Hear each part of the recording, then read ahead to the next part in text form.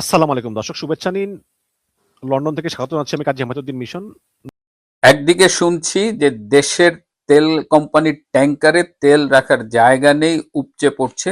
আর একদিকে তেলের পাম্পে গিয়ে আমরা তেল পাচ্ছি না, সেখানে রীতিমতো রেশনিং করা হচ্ছে।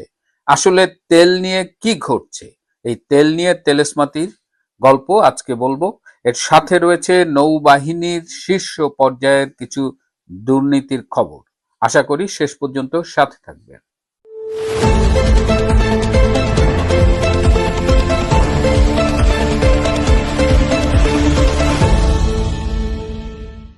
আসসালামু আলাইকুম এবং আদাব। সারা পৃথিবীতে তেল নিয়ে একটা সংকট তৈরি হয়েছে। আপনারা জানেন যে এই যে ইরান এবং ইসরায়েলের মধ্যে যে ত্রিমুখী সংকট কিংবা যুদ্ধ যাই বলি না কেন, তার ফলে তেল উৎপাদন, তেল পরিবহন সবকিছু মিলে একটা সমস্যা হচ্ছে। কিন্তু বাংলাদেশে একটা সুবিধা ছিল যে বাংলাদেশে পেট্রোল এবং অকটেন পুরোটাই আমদানি নির্ভর নয়। কদিন আগে প্রধানমন্ত্রী শেখ হাসিনা একটা কথা বলেছিলেন যে বাংলাদেশের গ্যাস ফিল্ড থেকে যে কনডেনসেট পাওয়া যায় সেখান থেকেই বাংলাদেশের চাহিদার প্রায় পুরোটা অকটেন এবং পেট্রোল আমরা পেয়ে থাকি। যেহেতু শেখ হাসিনা বলেছেন সেহেতু আমরা বিষয়টি গুরুত্ব দিয়ে শুনিনি বা শোনার চেষ্টা করিনি। কিন্তু হঠাৎ করেই আমরা এখন মিডিয়ায় দেখছি যে বাংলাদেশে নাকি 5টি কোম্পানি আছে যারা তেল সরবরাহের সাথে জড়িত। এই 5টি কোম্পানি বাংলাদেশ পেট্রোলিয়াম কর্পোরেশনকে তেল সরবরাহ করে থাকে এবং তারা সেখান থেকে চাহিদা অনুযায়ী পাম্পে এবং যেখানে যেখানে দেওয়ার সরবরাহ করে। কিন্তু একদিকে এই তেল সরবরাহকারী কোম্পানি আমাদের যে লোকাল প্রোডাকশন প্রচুর পেট্রোল এবং অকটেন, এবং তাদের এখন রিজার্ভারে রাখার জায়গা নেই। ওদিকে আবার আপনারা তো জানেনই তেল নিয়ে কি চলছে। এইটার কারণ কি?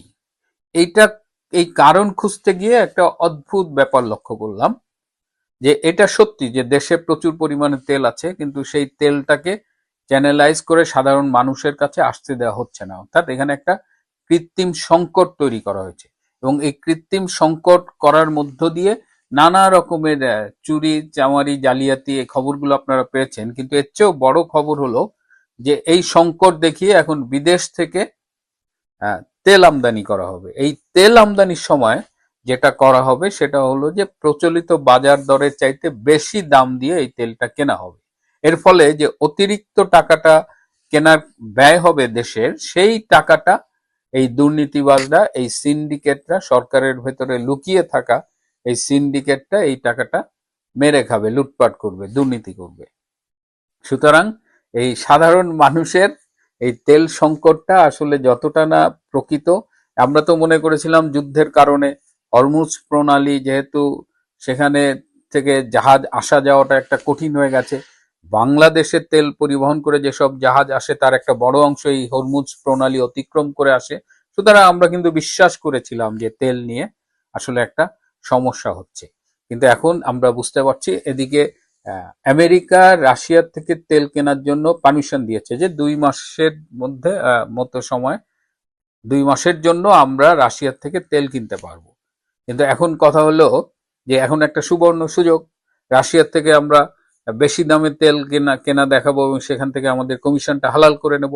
কারণ হাওয়া ভবন তার অস্তিত্ব নেই ঠিকই, কিন্তু হাওয়া ভবনের সাথে যে মানুষগুলো ছিল তারা তো এই সরকারের সাথে আছে, মাননীয় প্রধানমন্ত্রী তারেক রহমানের সাথেই আছে। সুতরাং সেই কমিশনের সেই পুরনো গল্প আমরা আবারও শুনছি, আবারও দেখছি সেই একই নাটক। কিন্তু এই যে তেলের দাম 15 থেকে 20 টাকা বাড়ানো হলো, এর ফলে জনজীবনে কি হবে? এর আগে শেখ হাসিনার আমলে মাঝে মধ্যে তেলের দাম বাড়তো, হয়তো লিটার প্রতি 2 টাকা। একবার লিটার প্রতি 2 টাকা তেলের দাম বৃদ্ধিতে মির্জা ফখরুলের আমরা 2টি বক্তৃতা শুনেছিলাম। আমি এই বক্তৃতা দুটো আপনাদের একটু শোনাবো খুব অল্প সময়ের জন্য, কারণ এরা যখন কথা বলে তখন তো এরা মনে করে যে আমরা বোধহয় সব ভুলে গেছি। কিন্তু এখন যেহেতু তথ্য প্রযুক্তির যুগ, আসুন আমরা একটু বক্তৃতাটা শুনে নিই। তারা একবারের জন্য জনগণের কল্যাণের কথা চিন্তা করেন নাই, কেউ করেন না, যার ফলে আজকে অস্বাভাবিকভাবে এই দাম বাড়িয়ে দিয়েছে।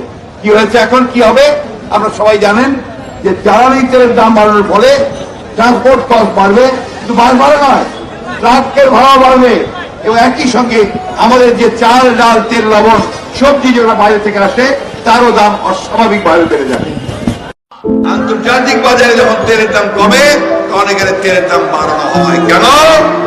তারা যে লুটপাট করে, তারা যে চুরি করে, যে দুর্নীতি করে, সেই টাকাকে হালাল করার জন্য জনগণের পকেট থেকে কেড়ে নিয়ে যায়।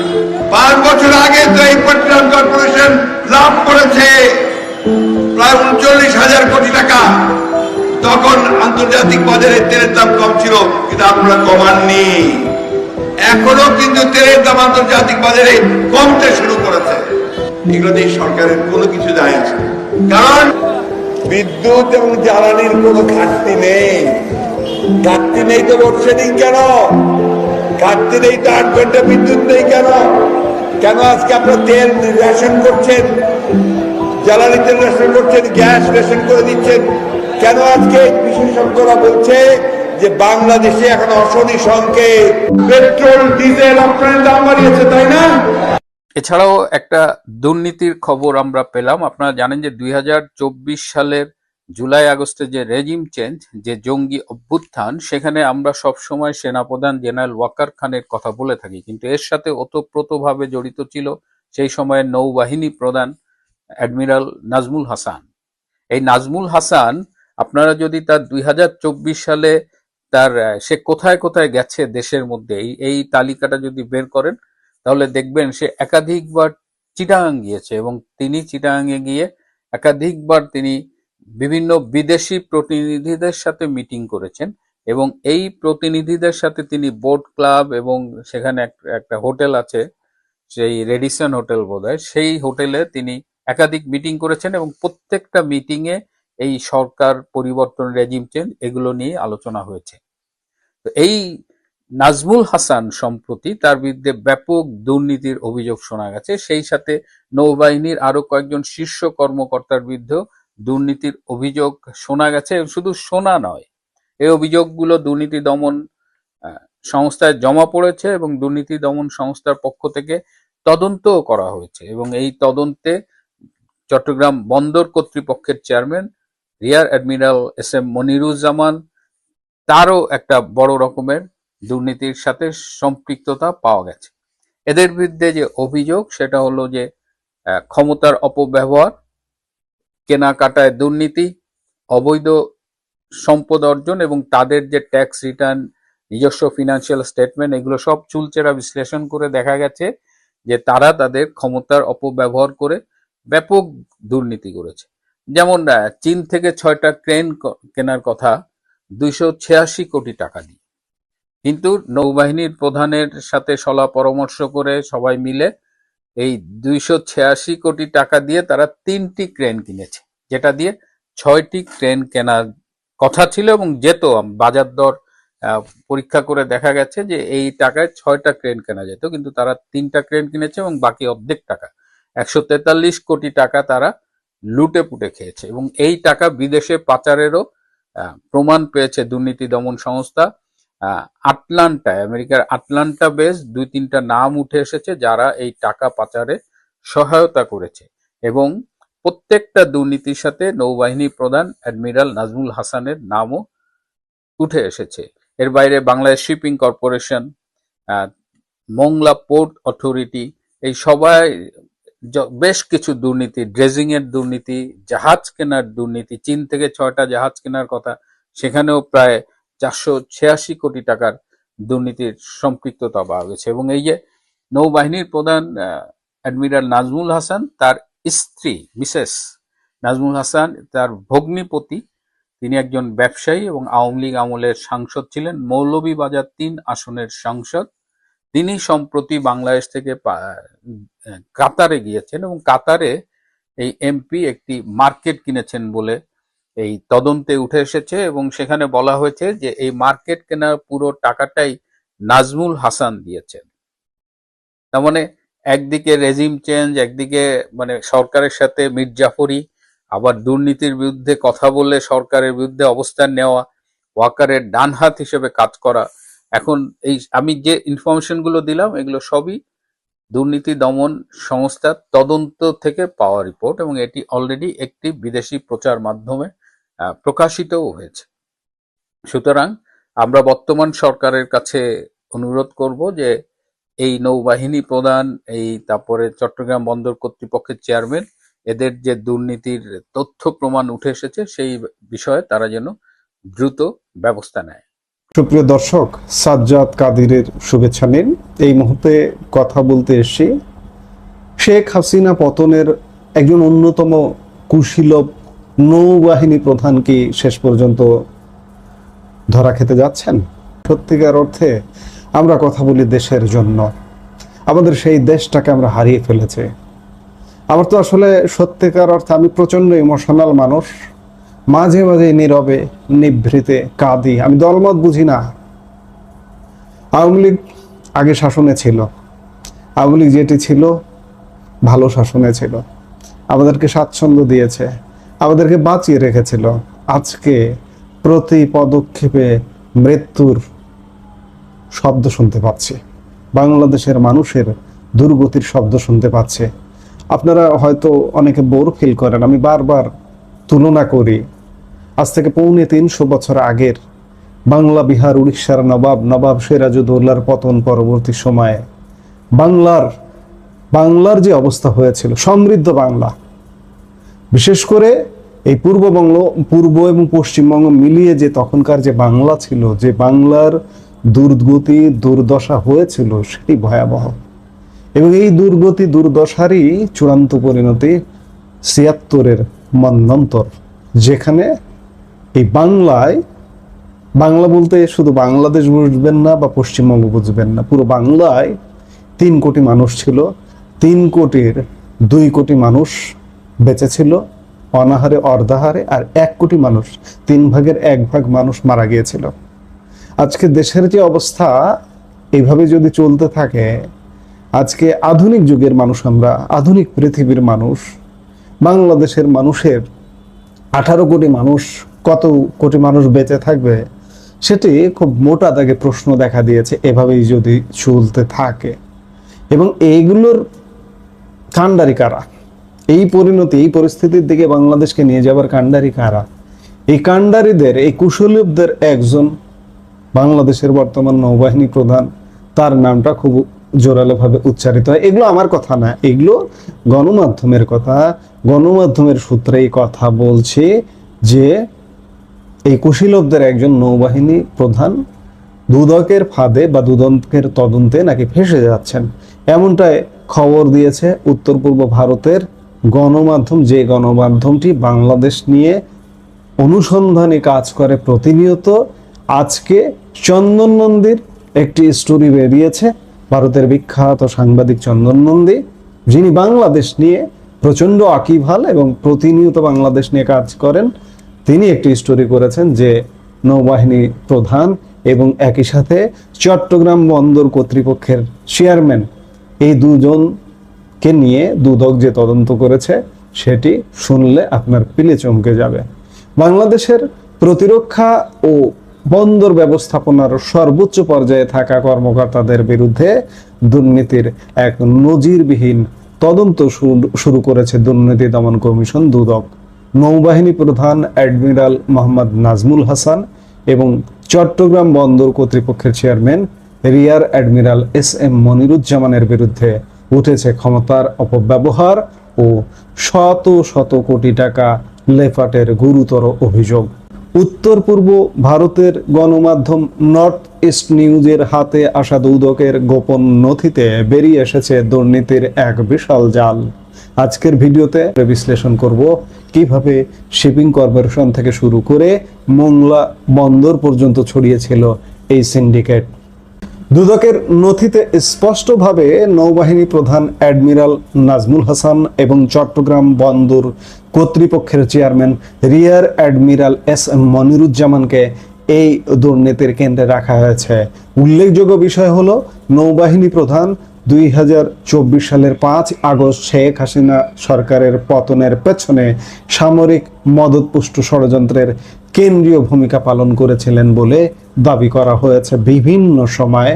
আশ্চর্যের বিষয় হলো, এই বিশাল দুর্নীতির বেশিরভাগই ঘটেছে ডক্টর মোহাম্মদ ইউনূসের নেতৃত্বাধীন অন্তর্বর্তীকালীন সরকারের 18 মাসের মেয়াদে। জাহাজ ক্রয় এবং সংশ্লিষ্ট সরঞ্জাম সংগ্রহের নামে কয়েক হাজার কোটি টাকার এই বিশাল হরিলুট চালানো হয়েছে বলে দুদকের নথিতে উল্লেখ রয়েছে। 2025 সালের 7 জুলাইয়ের একটি সরকারি নথিতে রিয়ার অ্যাডমিরাল মনিরুজ্জামানের বিরুদ্ধে ক্ষমতার অপব্যবহার, অবৈধ সম্পদ অর্জন, মানি লন্ডারিং ও সম্পদ গোপনের সুনির্দিষ্ট প্রমাণ পাওয়া গেছে। দুদক এই তদন্তের জন্য শিপিং কর্পোরেশনের কার্যক্রম, আর্থিক লেনদেন, তেল পরিবহনের চুক্তি, দরপত্র নথি, কেনাকাটার রেকর্ড, কমিশনের বদলি, অডিট রিপোর্ট এবং ব্যাংক স্টেটমেন্ট সহ প্রতিটি কাগজের চুলচেরা বিশ্লেষণ করেছে। তদন্ত কর্মকর্তা মোহাম্মদ শাহাদাত হোসেন এবং মোহাম্মদ ইমরান আহমেদের নেতৃত্বে গঠিত 2 সদস্যের টিম মনিরুজ্জামানের আয়কর রিটার্ন এবং তার পরিবারের সদস্যদের সম্পদও খতিয়ে দেখেছে। 2026 সালের 11 জানুয়ারি এক প্রতিবেদনে দেখা যায় চট্টগ্রাম বন্দর কর্তৃপক্ষ, বাংলাদেশ শিপিং কর্পোরেশন এবং মোংলা বন্দর কর্তৃপক্ষের বিভিন্ন প্রকল্প, চুক্তি ও নিয়োগ প্রক্রিয়ায় ব্যাপক অনিয়ম ঘটেছে। দুদক বলছে সেখানে স্বচ্ছতার অভাব ছিল এবং অস্বাভাবিক আর্থিক লেনদেনের প্রমাণ মিলেছে।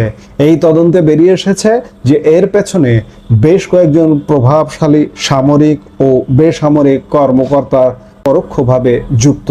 প্রতিবেদনে বলা হয়েছে, মনিরুজ্জামান যখন শিপিং কর্পোরেশনের এমডি ছিলেন তখন চীন থেকে 6টি জাহাজ কেনার কথা ছিল 2486 কোটি টাকায়, কিন্তু এই একই টাকায় কেনা হয় মাত্র 4টি জাহাজ, অর্থাৎ সরাসরি 486 কোটি টাকার অনিয়ম। দুর্নীতির চিত্র আরও স্পষ্ট হয় যখন চীনা ক্রেন ক্রয়ের বিষয়টি সামনে আসে। প্রায় 2.86 বিলিয়ন বা 286 কোটি টাকায় 6টি ক্রেন কেনার সিদ্ধান্ত হলেও শেষ পর্যন্ত একই দামে কেনা হয় মাত্র 3টি ক্রেন। এর মাধ্যমে সরাসরি 1.43 বিলিয়ন বা 143 কোটি টাকার আর্থিক অনিয়ম করা হয়েছে।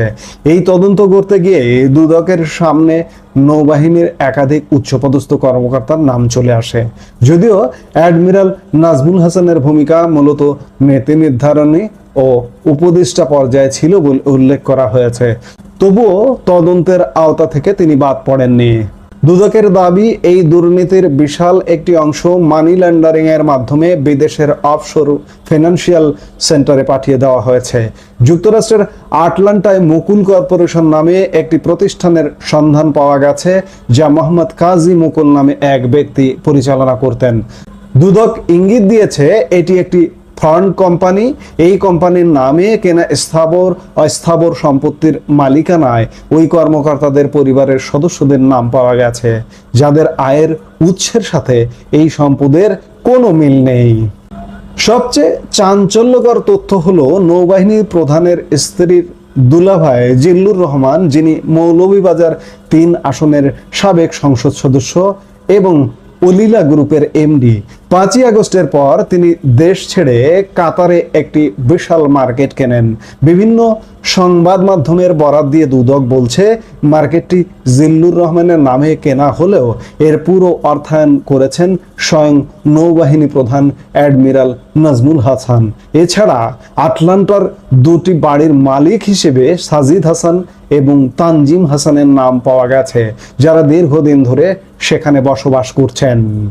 2024 সালের 14ই আগস্ট মোংলা বন্দরে অ্যানিম্যাল চ্যানেল কনজারভেশন ড্রেজিং নামে 1538 কোটি টাকার একটি বিশাল প্রকল্পের কাজ দেওয়া হয়। এই প্রকল্পের কাজ বন্টনেও নজিরবিহীন অনিয়ম ও অস্বাভাবিক আর্থিক লেনদেনের প্রমাণ পেয়েছে দুদক। কমিশনের বিশ্লেষণে দেখা গেছে, একটি নির্দিষ্ট প্রভাবশালী বৃত্ত দীর্ঘদিন ধরে এই নীতি নির্ধারণী কাঠামোতে সক্রিয় ছিল, যেখানে জবাবদিহিতার বালাই ছিল না। দুদক তাদের চূড়ান্ত প্রতিবেদনে স্পষ্ট করেছে যে সংশ্লিষ্ট ব্যক্তিদের বৈধ আয়ের সাথে তাদের অর্জিত সম্পদের আকাশ পাতাল পার্থক্য রয়েছে। 2004 সালের দুর্নীতি দমন কমিশন আইন অনুযায়ী এই তদন্ত সম্পন্ন করা হয়েছে। নৌবাহিনী এবং বন্দর কর্তৃপক্ষের মতো সংবেদনশীল জায়গায় এই পর্যায়ের দুর্নীতি এক চরম অশনি সংকেত। প্রিয় দর্শক, এই বিশাল দুর্নীতির বিচার শেষ পর্যন্ত কোন দিকে মোড় নেয় তা এখন দেখার বিষয়। আপনারা কি মনে করেন? দেশকে ব্যর্থ করে দেওয়ার এই যে এসব রোমহর্ষক কাহিনী, আপনাদের অনুভূতি কেমন এসব কাহিনী শুনে? কমেন্ট বক্সে আপনাদের মতামত জানাতে পারেন।